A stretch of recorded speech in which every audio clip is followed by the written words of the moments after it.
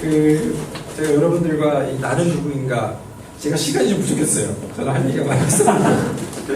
그래서 이거를 또 이참을, 이 기회를 빌어서 좀 더 해야 되지 않을까 생각을 해서 좀 나누도록 하겠습니다. 제가 이 나는 누군가를 나누면서 제 자신의 삶을 방랑자 같은 그런 삶의 여정이었다, 이렇게 좀 나눈 것 같은데, 이사를 정말 엄청나게 다녔어요. 어려서부터. 그 시골 포천 있는 데서 태어나가지고, 성남시, 서울, 또 의정부, 성남시, 서울에서도 또 여러 번 이사하고, 미국 이민 가고, 미국에서도 또 여러분들 하여간 수십 번을 이사를 가고, 선교지까지 이제 가고, 또 이제 한국에까지 왔는데, 그런 이제 지난 세월을 돌이켜보면 그래도 좋았던 기억들이 많이 떠오르는 것 같아요. 그 중에 하나가 처음으로 제가 이제 미국으로 이민을 갔을 때, 그때가 아닌가 생각을 하게 됩니다. 초등학교 때부터 아버님께서 해외에 근로자로 나가셨기 때문에 아버지가 없이 오래 살았어요. 그래가지고 이민을 같이 갖게 되니까 아버지하고 같이 몇 년을 같이 살 수 있어서 좋았고, 또 이 88 올림픽 때 제가 한국을 방문했던 어느 고등학교 졸업생을 한 명 만나는데, 그래가지고 제가 펜팔을 한 2년 정도 했었는데, 그 펜팔을 다시 그 여자친구를 만날 수 있어서 좋았고, 참고로 그 여자친구 지금 제 아내예요. 저기 앉아있는 제 아내예요. 그리고 대학을 졸업하고 갔기 때문에 공부를 안 해서도 좋았고, 그리고 이제 미국에 가서 얼마 안 돼서 한국 사람이 한 명도 없는 미국 주스회사에서 세일즈맨으로 일을 시작했어요. 말이 안 돼서 좀 고생이 되긴 했지만, 이제 직장이 생기니까 돈도 벌고, 또 돈이 생기니까 차도 사고, 새 차도 사고. 그러니까 아주 행복했어요. 다행히 장사를 하시는 분들이, 그러니까 많은 분들이 한국 분들이었어. 고객들이 말을 영어를 잘 못했지만, 그래도 다행히 회사에서 쫓겨나지 않고 잘 다닐 수가 있었습니다. 저는 무엇인지도 잘 몰랐던 소위 American Dream. 그거를 가지고 미국에 갔어요. 막연하게. 근데 막상 이제 미국에 가서 영업사원으로 일을 하면서 그곳에서 10년, 20년 이렇게 사실 이제 그 아주머니들과 이제 대화를 많이 나누잖아요, 제가. 그러다 보니까 이게 뭐지? 이런 생각이 드는 거예요. 나도 10년 뒤, 20년 뒤에 이러한 삶을 살고 있을까? 이게 아메리칸 dream인가? 이런 이제 질문들이 생기기 시작했습니다. 그런 질문을 하다 보니까 그러면은 미국에 온 이유가 뭐지? 인생의 의미는 무엇이지? 이러면서 삶을 다시 한번 이렇게 되돌아볼 수 있는 그런 계기를 갖게 됐습니다. 특히 하루에 이제 영업사원을 하니까 운전을 많이 하잖아요. 그래서 하루 4시간, 5시간씩 운전하면서 우연치 않게 듣게 된 이 기독교 방송. 그것을 이렇게 계속 들으면서 영향을 많이 받았어요. 사실 저는 대학교 3학년 때 제가 좀 나눈 것 같은데, 처음으로 이제 성당에 가면서 이제 기독교 교회에 다니게 됐었죠. 근데 이 교회에 다니면서 그 교회 안에 있는 그 형식적인 모습, 그리고 또 때때로는 그 안에 있는 사람들의 그 위선적인 그런 삶의 모습을 보면서 교회도 별 곳이 없구나, 이런 생각을 가졌던 기억이 있습니다. 그런데 미국에 가서 매일같이 방송을 듣고 성경책을 읽으면서 어느 순간 그동안 경험해보지 못했던 복음에 대한 이해가 번뜩 트이는 거예요. 내가 복음을 부끄러워하지 않는 하나님, 이 복음은 모든 믿는 자에게 구원을 주시는 하나님의 능력이 됩니다. 이것을 깨닫게 된 거예요. 그래서 내가 위선적으로 보았던 그 청년들, 그들은 대학생이었던 나와 달리 거칠고 무례행했던 소위 동돌이 청년들이었어요. 그 청년들 보면서 속으로는, 그래 내가 믿지 않는 내가 너희들보다는 훨씬 나은 것 같다, 이런 교만한 마음이 제 마음속에 있었어요. 그런데 이 깨달음을 얻은 다음에는 이 복음의 능력은 훌륭한 사람을 구원해서 능력이 있는 것이 아니구나, 죄인을 구원하기 때문에 능력이 있는 것이구나. 그리고 오히려 똑같은 죄인인데 그 사람들을 정죄한 내가 더 큰 죄인이었구나, 이러한 깨달음을 제가 갖게 되었고요. 그리고 한 밤 운전하는 중에 그 미국의 유명한 설교가인데 찰스 스탠리 목사님이 설교하시는 방송을 듣고 내가 차를 이제 갓길에 세우고 예수님을 저의 이제 주와 구세주로 영접하는 그러한 일이 있었습니다. 저의 인생은 예수님을 영접하는데 더욱 깊은 삶이 되었습니다. 돈 플러스 예수님을 갖게 돼서 돈만 있었을 때도 기뻤는데 돈 플러스 예수님이 생기니까 돈 플러스 여자친구 플러스 예수님이 있으니까 아주 그냥 너무 삼박자가 맞아가지고 제가 아주 깊은 삶을 살고 있었어요. 그래서 여전히 성당에 다녔지만 일을 하러 다니면서 내가 새롭게 얻게 된 이 복음, 그것에 대한 이해를 많이 나누었습니다. 그러다가 이제 1993년에 이제 아내와 결혼을 하면서 더 행복한 삶이 시작됐습니다. 뭐 다투기도 많이 했지만, 아내와 결혼한 후에 이제 장로교회를 출석하게 되었는데, 그때의 그 공동체가 너무 좋았어요. 목사님도 좋고, 성경 공부가 너무 재밌는 거예요. 그래서 그냥 하루에 주중에 성경 공부하고 주말에 가서 성경 공부가 너무 재밌는 거예요. 그런 와중에 우리 아내가 1992년도에 몽골에 단기 선교를 갔었는데 그 단기 선교팀을 인도했던 목사님이, 그때 이제 목사님이 아니었는데 내비게이터 그 스텝이 새로운 사역을 시작하게 됐어요. 동부에서. 그래서 나는 교회 생활도 열심히 하고 있는데 그 사람도 만나보라고 그러는 거야, 아내가. 그래서 교회 하는 것만 해도 충분하지 않냐면 그 사람도 만나게 하면 또 싸웠어요. 그랬는데 뭐 어떻게 신혼이니까 제가 말을 들어야죠. 그래서 이제 듣고 이제 갔어요. 갔는데 또 그분도 너무나 좋은 분인 거예요. 그래서 그분과 같이 이제 그 성경 공부를 함께 시작하게 됐습니다. 그래서 이 내비게이터에서 성경 공부하면서 또 캠퍼스 전도하면서 또 그때는 여전히 또 신혼이었기 때문에 신혼생활을 보내면서 아주 제 인생에 행복했던 시간이 아니었나 그런 생각을 하게 됩니다.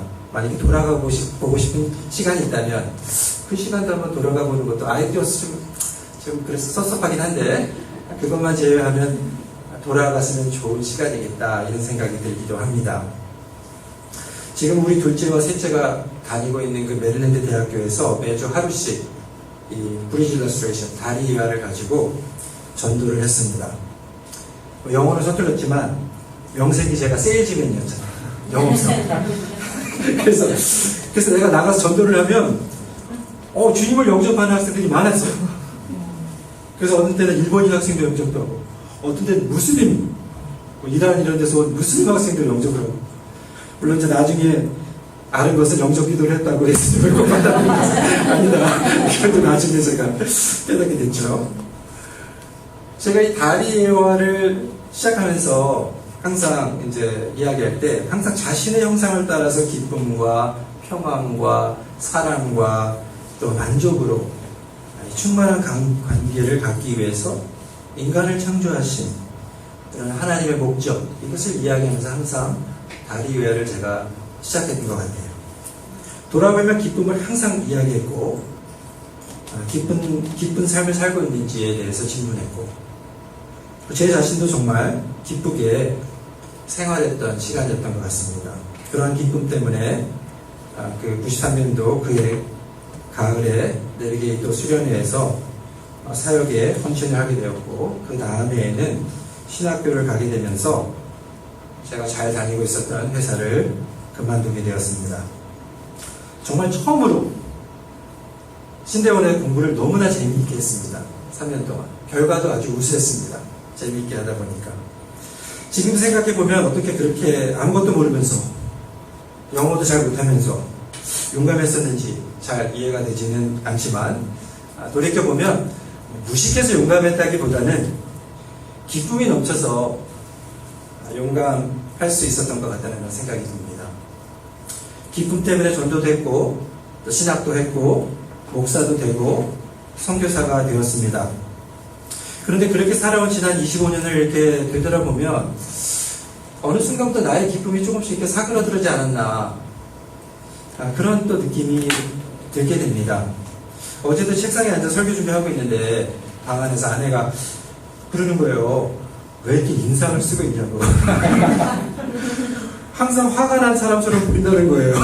그 설교를 준비하면서도 저기 앉아 있는데 뭐 사실 요즘 며칠 동안 아내와 이 막내가 좀 전쟁을 하는 바람에 제 마음이 어렵기도 했습니다.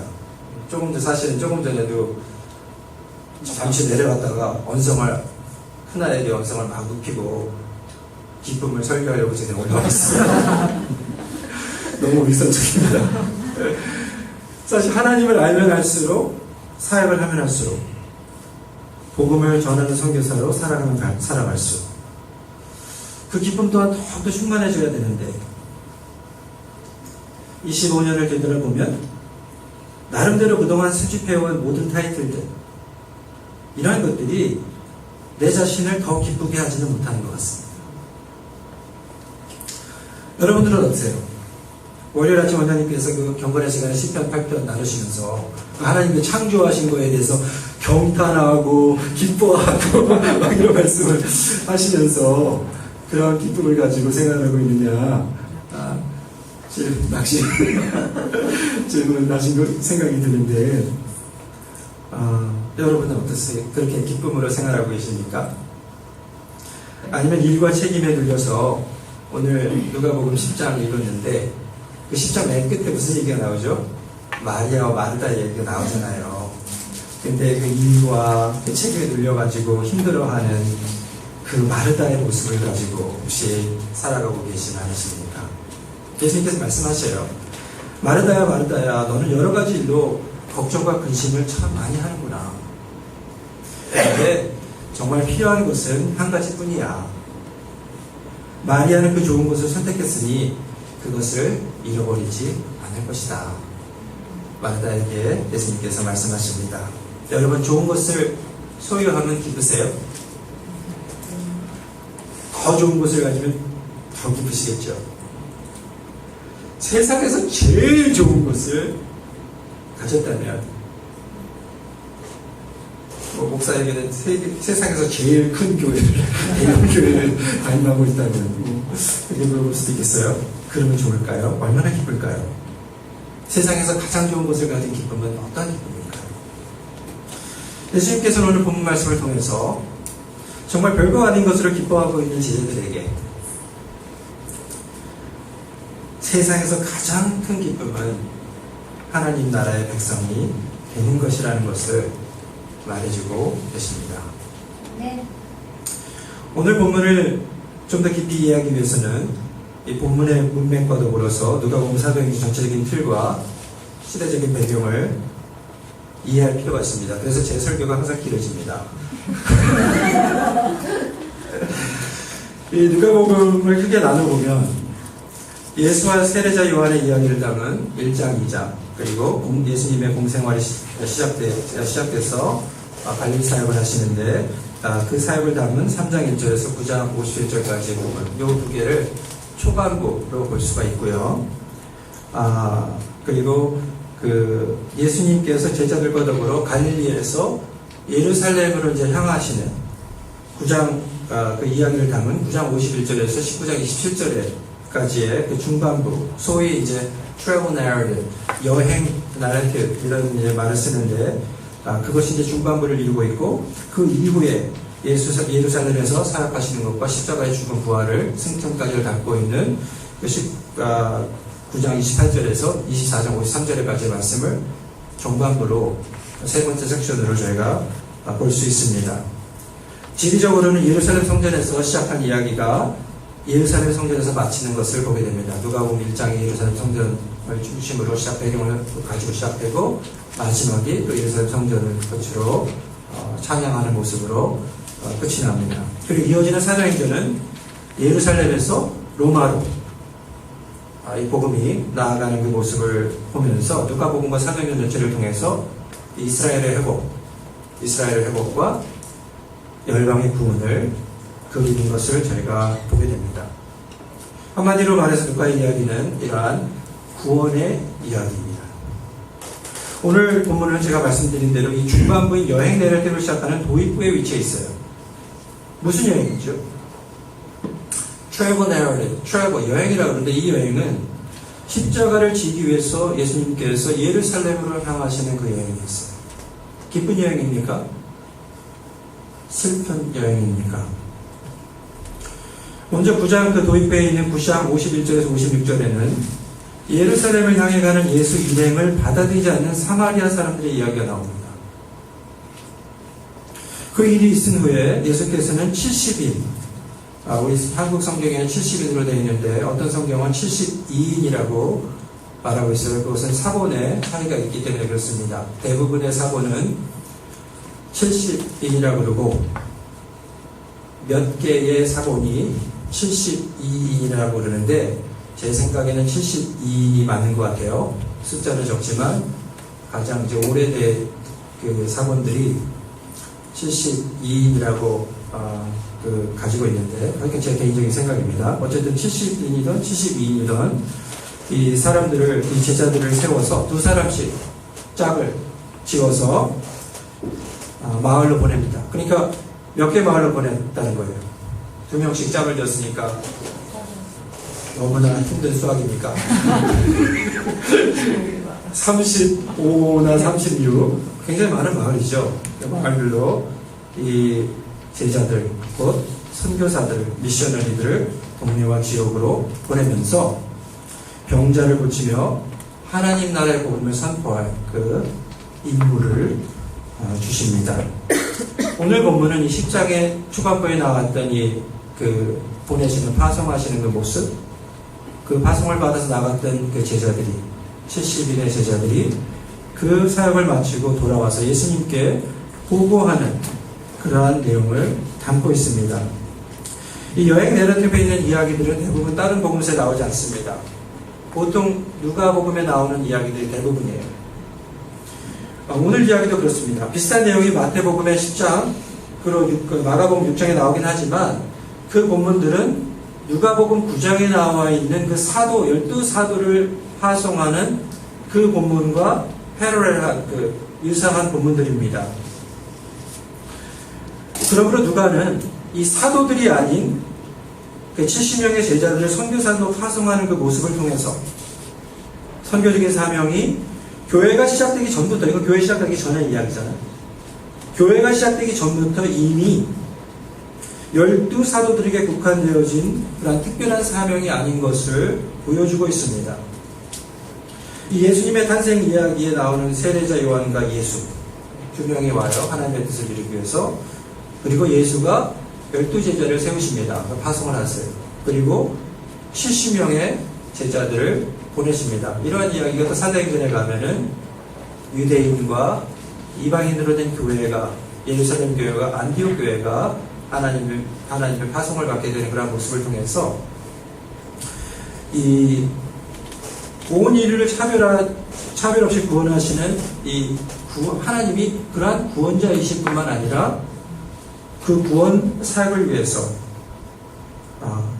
모든 사람들을 차별 없이 또 부르시는, 선교적 사명을 주시는 그런 하나님이시라는 것을 저희가 또 보게 됩니다. 사실 복음서들은 비사도들, 비유대인들, 장애인이나 여인들, 수많은 익명의 사람들, 이런 사람들의 모습을 통해서 제자도의 모습도 보여주고 그런 선교적 사명의 모습을 보여줌으로써 예수님의 제자가 되고 예수님의 선교적 사명을 담당하는 것이 특정한 사람들, 특정한 엘리트 그룹의 사람들에 속한 것이 아니라는 것을 보여주고 있는 것입니다. 오늘 본문 17절에 있는 이 기쁨이라는 단어가 있고 귀신이라는 단어가 있는데 이 두 단어는 20절에도 반복되어집니다. 이거를 이제 해석학 이런 거 이제 문서 연구할 때는 인클루지오, 책받침 구조, 수미상관 구조 이런 말을 쓰는데 어쨌든 이제 짧은 본문에서 반복되어지기 때문에 중요한 단어들이죠. 우리말 성경에서는 17절이나 20절 모두 귀신이라고 되어 있지만 헬라 성경에는 하나는 이제 마귀, 데모니아, 디먼 이란 말이고 두 번째 나오는 말은 푸네마타, 푸뉴마, 우리가 보통 이렇게 말하는 푸네마타, 그거는 영들이라는 말을 20절에서 사용합니다. 그리고 21절에도 이 두 단어가 사용되어집니다. 근데 이제 영이라는 말이 홀리라는 말이 붙어서 홀리스피릿, 성령 안에서 예수님께서 기뻐하셨다라고 기록을 하고 있습니다. 기쁨이라는 단어와 이러한 디먼, 스피릿이라는 단어들이 계속 반복되어지고 있는 것입니다. 누가복음과 사도행전에서 기쁨의 이미지는 아주 중요합니다. 성경 전체를 통해서 기쁨이라는 단어가 중요하죠. 두 책은 모두 기쁨이 충만한 모습을 시작합니다. 예수의 탄생 이야기가 그렇고요.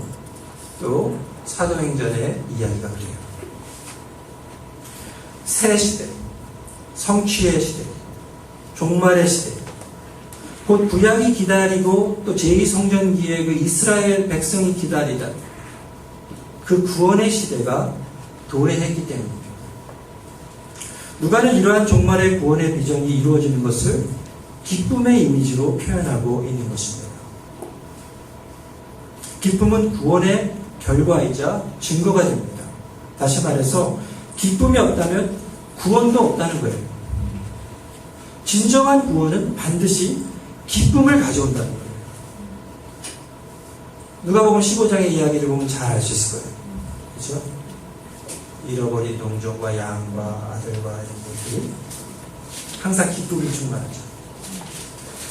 원장님께서 때는 쉬었다 갑시다라는 말씀으로, 또 경건의 시간에는 아까 말한 것처럼 18편 말씀을 통해서 하나님 창조에 대한 경탄과 기뻐하고 이런 것의 중요성을 말씀하셨는데, 저도 오늘 말씀을 통해서 우리 50줄기 공동체가 하나님 안에서 쉼을 경험하는 가운데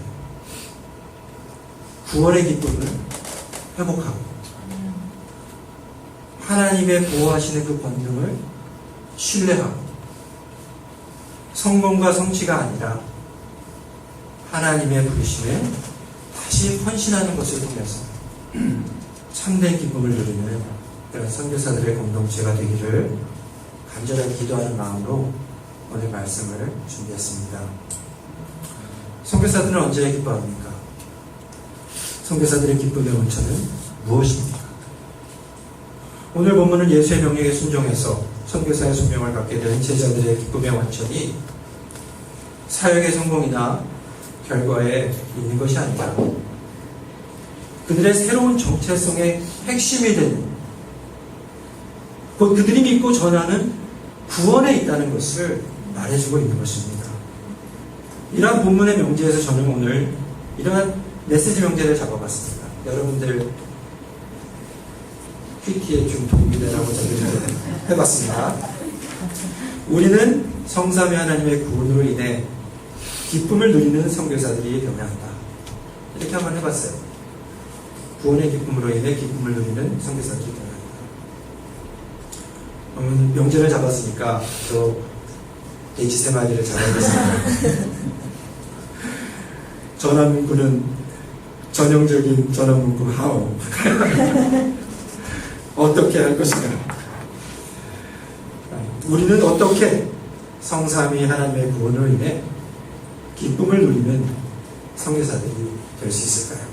첫 번째 돼지입니다. 돼지가 아니라 하나님 나라 백성으로서의 정체성을 기억함으로. 첫 번째 이제 거꾸로 가요. 저는 내용상으로는 세 번째 해야 되는데 첫 번째로 놓습니다. 두 번째는 백성들을 보호하시는 하나님의 권능을 신뢰합니다. 세 번째는 성공과 성취가 아닌 하나님의 부르심에 동행함을 통해서 구원의 이러한 세 가지를 통해서 구원의 기쁨을 누리는 선교사들이 되어야 한다. 이렇게 메시지를 한번 정리를 해봤습니다. 보통 복음서에서 예수님의 사역을 보면 가르치고 고치시고 또 마귀를 쫓아내시는 모습들을 보게 됩니다. 그래서 세 가지 패턴이 자꾸 나와요. 가르치시고 병자들을 고치시고 마귀를 쫓아내시고 또 이와 더불어서 자연을 지배하시고 죄를 사하시고 죽은 자를 일으키시는 모습을 보여주시죠. 이러한 모습들을 통해서 그가 모든 만물의 주가 되심을 선포하고 있는 거예요. 그가 누구인가를 보여주고 있는 거예요. 72명을 파송하면서 예수께서는 아무것도 의지하지 말고 오직 예수님의 말씀에만 순종해서 병자들을 고치고 하나님 나라가 가까이 왔다는 것을 선포하라는 그 책임을 주셨습니다. 그런데 오늘 본문에서는 돌아온 제자들이 기쁨에 들떠서 뜬금없이 주의 이름이면 귀신들도 우리에게 복종했습니다. 항복했습니다. 라고 예수님께 보고를 하고 있습니다. 이런 보고에 대해서 예수님께서는 귀신들이 너희에게 항복하는 것을 기뻐하지 말고 너희 이름이 하늘에 기록된 것, 다시 말해서 하나님 나라의 백성이 된 것으로 인해 기뻐하라고 말씀하십니다. 아마 우리들 모두는 처음 예수 그리스도 영접했을 때의 감격을 잊지 못할 것입니다. 하나님의 자녀로 새롭게 태어난다는 것은 정말 놀라운 일이 아닐 수 없습니다. 저도 아이 4명이 태어나는 것을 옆에서 지켜봤지만 생명의 탄생은 정말 말로 형언할 수 없는 기쁨을 선사합니다.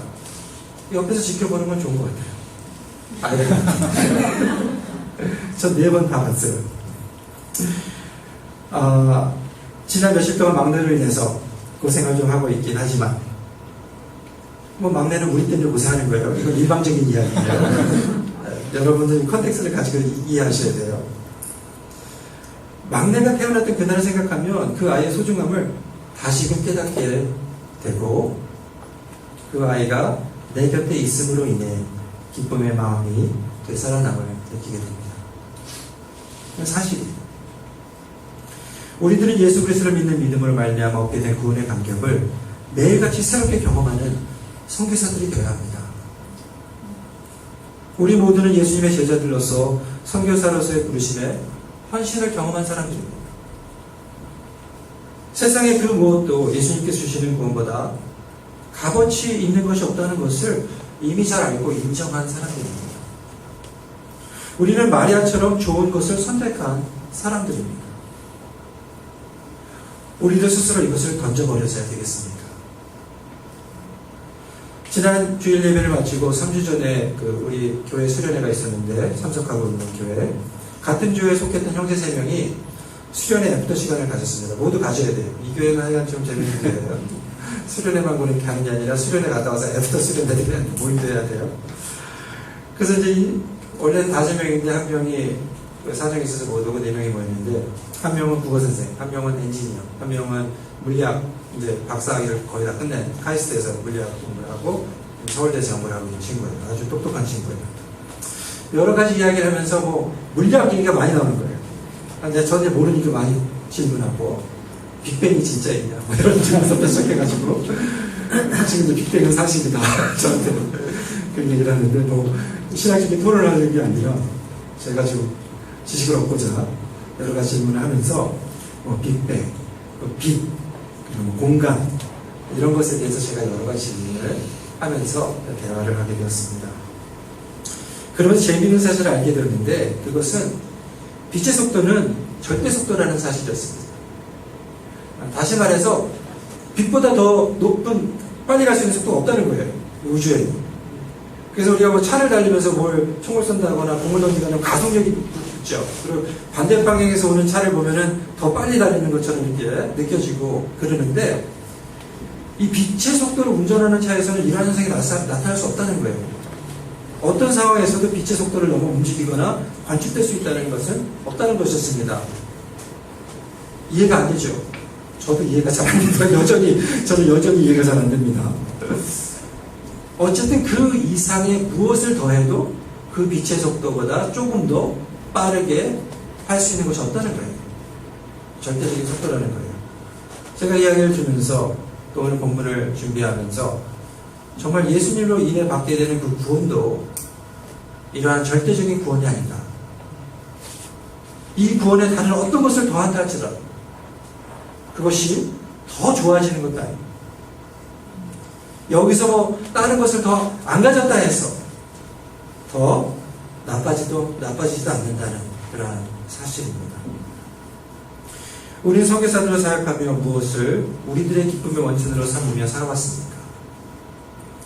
너무나도 많은 경우에 우리의 기쁨이 정말 예수님의 보혈로 인해 받은 그 구원 자체가 아니라 그 외에 다른 것들에 의해 오염되어 오지는 않았는지 성찰하고 하나님의 은혜를 구하는 그래서 구원의 감격과 기쁨이 회복되어지는 그러한 수요 예배 시간이 되기를 바랍니다. 절대 구원자 되시는 예수님을 묵상하면서 그 구원의 기쁨을 고백하는 오늘 기도 시간이 되기를 바랍니다. 또 둘째로 우리는 그 백성을 보호하시는 하나님의 권능을 신뢰함을 통해서 기쁨을 누리는 선교사들이 되어야 하겠습니다. 앞서 말한 대로 누가복음과 사도행전의 주제를 한마디로 표현한다면 그것은 구원입니다. 그리고 그 틀은 그 구원에 관한 하나님의 계획을 통해서 드러납니다.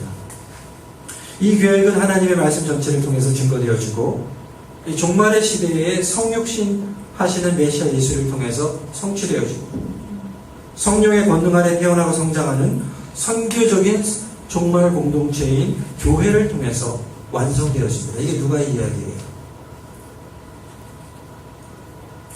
사가랴의 찬송에서 나타났듯이 이 구원은 원수에게서와 우리를 미워하는 모든 자의 손에서 구원하시는 새로운 출애굽이고 죄 사함으로 말미암는 구원을 통해서 새로운 주의 백성 공동체가 만들어지게 되는 것입니다.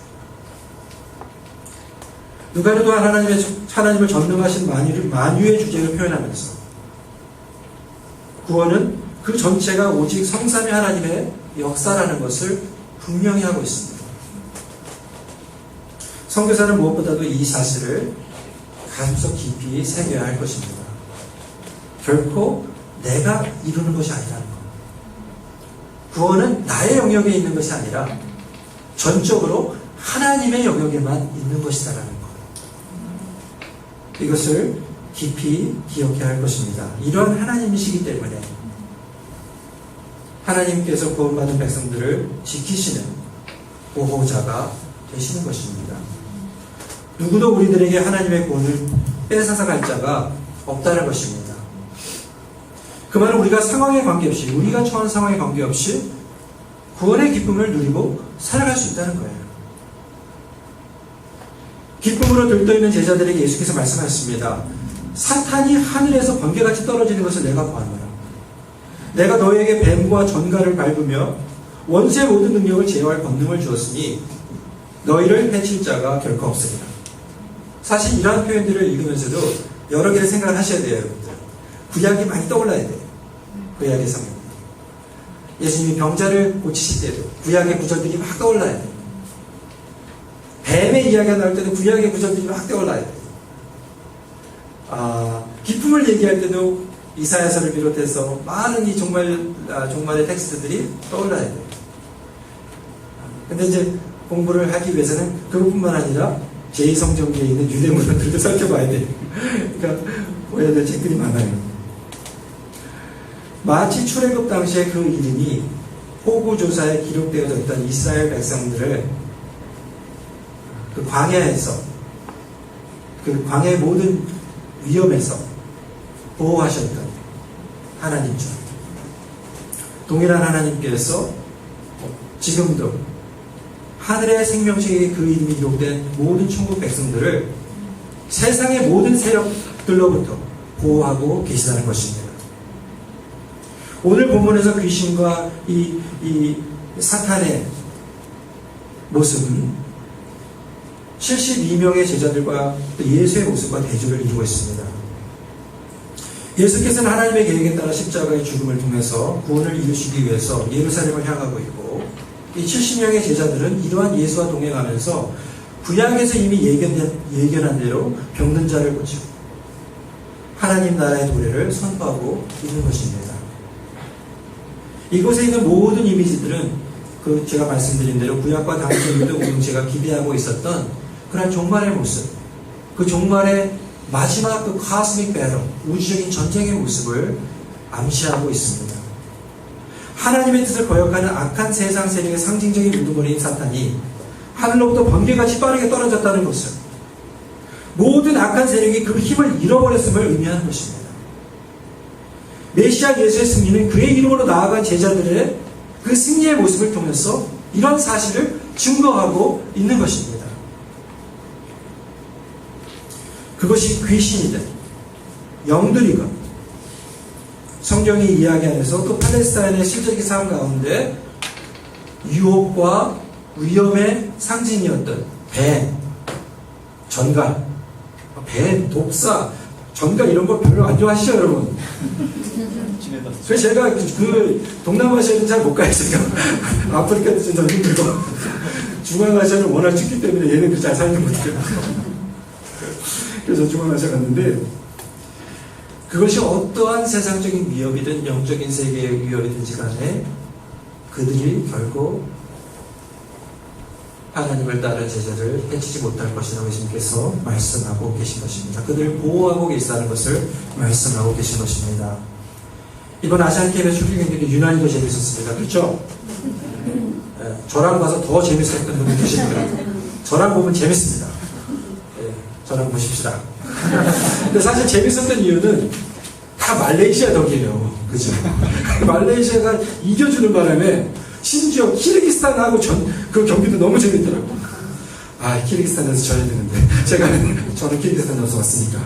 키르기스탄 이겨라. 군대 가자. 그래서 내가 보고 있었는데, 제 뜻대로 안 되고 이겼습니다.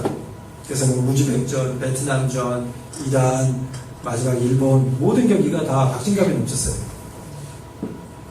근데 사실 금메달을 다 딴 거를 알고, 녹화 경기를 보면 별로 재미가 없겠죠? 경기 결과를 다 알고 있습니다. 근데 이거는 이길 수도 있고, 질 수도 있으니까, 이거 이겨야 되는데, 이거 질 것 같은데.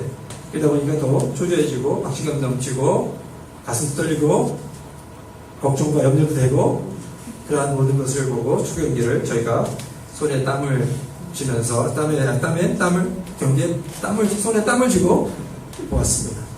질 수도 있기 때문에 그런 거죠. 하지만 주의 일꾼들이 세상의 영들과 싸우는 경기는 그 결과는 이미 정해져 있다는 거예요. 지금 한 5대0으로 지고 있는 것 같은데 내가 하는 골을 봐서는 설사 그렇게 보인다 할지라도 그 결과에 대한 걱정을 내가 하지 않아도 된다는 거예요. 물론 이 말을 믿는 자들이 세상을 살면서 패배를 맛보지 않는 삶을 산다는 것은 아닙니다. 실패를 경험하지 않을 것이라는 것도 의미하지 않습니다. 몇몇 기독교인들이 믿는 것처럼 질병에 걸리지 않거나 뱀이나 전가에 물려도 죽지 않을 것을 의미하는 것도 아닙니다. 뱀에 물리면 죽습니다, 여러분. 근데 사도행전 28장에는 안 죽어요. 바울이 독사에 물렸는데 병자를 고쳐요.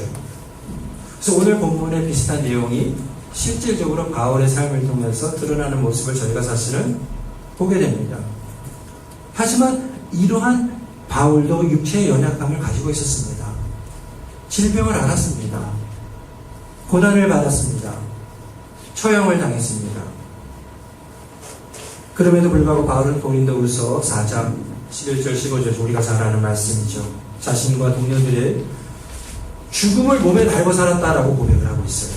죽음을 몸에 달고 살았다. 이런 표현은 아니죠. 그러나 정확하게 이런 말 합니다. 우리가 항상 예수의 죽음을 몸에 짊어지면 예수의 생명이 또한 우리 몸에 나타나게 하느니라. 우리 살아있는 자가 항상 예수를 위하여 죽음에 넘겨지면 예수의 생명이 또한 우리 죽을 육체에 나타나게 하느니라. 그러니 사망은 우리 안에서 역사하고 생명은 너희 안에서 역사하느니라. 기록된 바 내가 믿었으므로 말하였다 한 것 같이 우리가 같은 믿음의 마음을 가졌으니 우리도 믿었으므로 또한 말하노라. 주 예수 그리스도를 살리신 이가 예수와 함께 우리도 다시 살리사 너희와 함께 그 앞에 서게 하실 줄을 아노라. 이는 모든 것이 너희를 위함이니 많은 사람의 감사로 말미암아 은혜가 더하여 넘쳐서 하나님께 영광을 돌리게 하도록 합니다. 놀라운 말씀 아닙니까? 정말 바울처럼 예수의 이름을 위해서 고난을 받은 사람도 드물 것입니다. 예수의 이름을 위해 고난받을 그 운명, 그게 바울의 운명이었어요. 그죠? 다메섹에서 예수님 만나는 순간 예수님께 이렇게 말씀하시잖아요.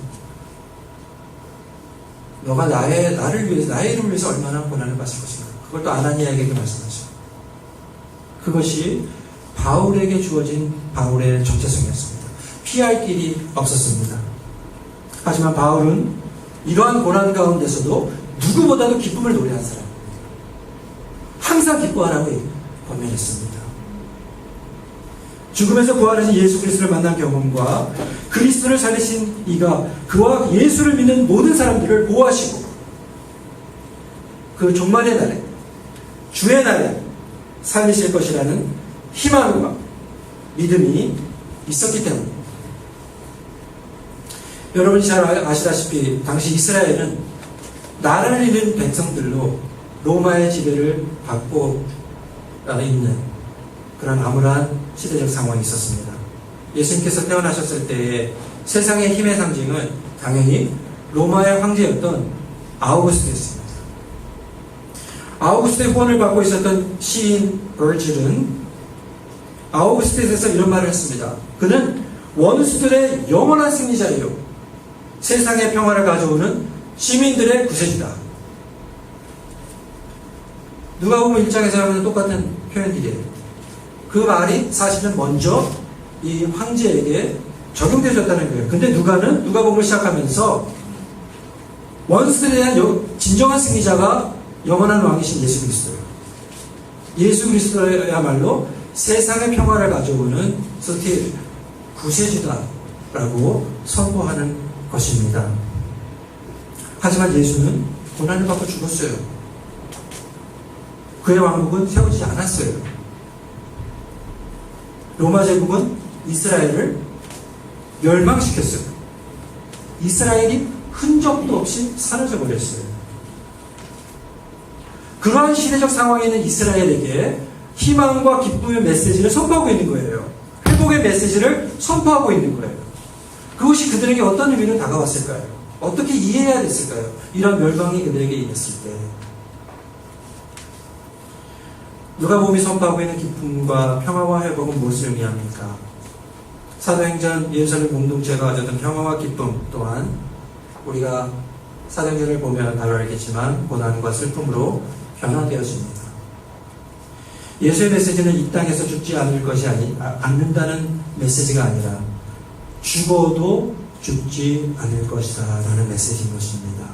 이 땅에서 가난하고 애통하며 의를 위하여 박해하는 자들이야말로 천국의 기쁨을 누리게 될 것이라는 종말의 메시지인 것입니다.